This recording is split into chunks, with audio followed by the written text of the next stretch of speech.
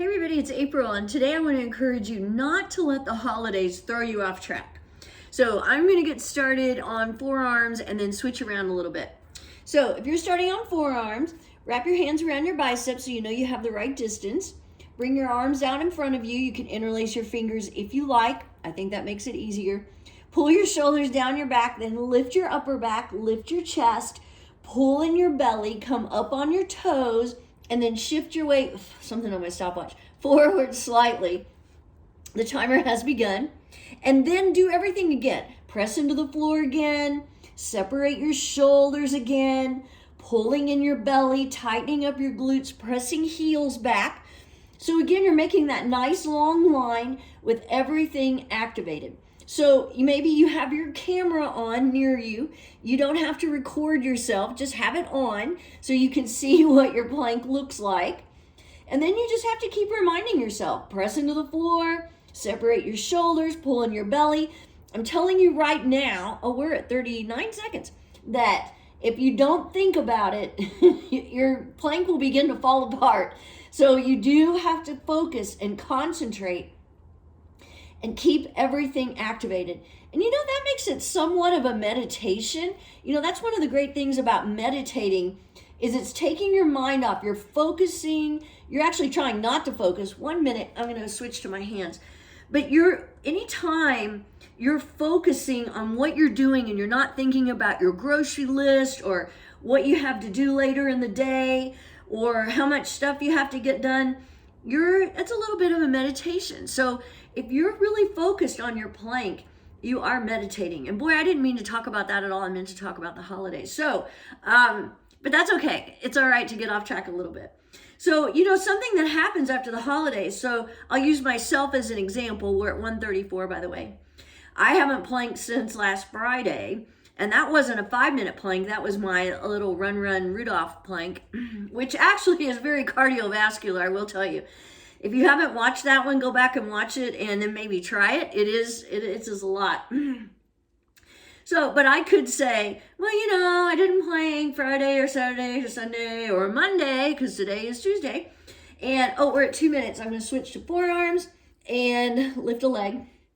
You know, do I really need to plank again today? Or maybe I'll just take a break during the holidays and I'll pick back up again after New Year's, which, you know, you could, but, you know, it's just going to make it harder if you put it off that much longer. Then you kind of have to start over, and if nothing else, convincing yourself to do it, getting your mindset in the right way. We're at 2:30.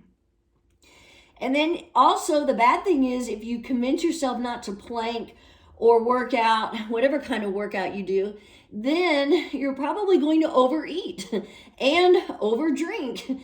And so it's just one thing after another. It starts spiraling out of control if you don't control it.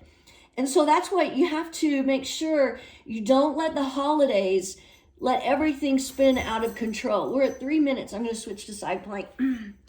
And because, you know, and like I said, it's really easy for us to convince ourselves, I just need a few days off. I'll get back to it. Even though we know it's harder.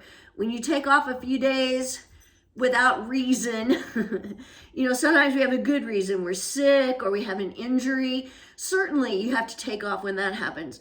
And then you get back at it slowly. But once you start doing it just because of a holiday or something like that, it's a lot harder to get yourself back at it. Remember, side plank, you can stack your feet. You can bring your top foot in front of you. Stay lifted out of that bottom arm. Press your bottom hand into the floor. Reach your upper arm to the sky.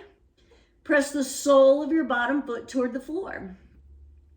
Actively lifting your hips. So you're really working your side body, working your obliques, which helps with your posture. We're at 4 minutes already. Good heavens. Coming back to my hands. That's where I'm going to end. And you know, my house was kind of cold today, so I just left on my sweater and I'm a little warm, but that's okay. That's one of the good things about plank is you do get the blood flowing. So, you know, and that, again, maybe you aren't going to the gym during your Christmas break. You have the kids at home, whatever, but you can still plank You could even plank with your kids. We're at 4:30. Don't let yourself fall into a slump during the holidays. Don't use this time in between as, I just don't really feel like doing it. A lot of times I don't feel like planking, but I do it anyway. And once I do it, I'm so glad. I think, why did I put that off? 10 more seconds till 5 minutes. If you had to come down on your knees, maybe you come back up again just for 10 seconds. You can do anything for 10 seconds. And look, it's already 5 minutes. That 10 seconds is already over. You did it. Woohoo! So remind yourself, maybe you don't plank or work out every day during the holiday or during this time between, but you do it every other day.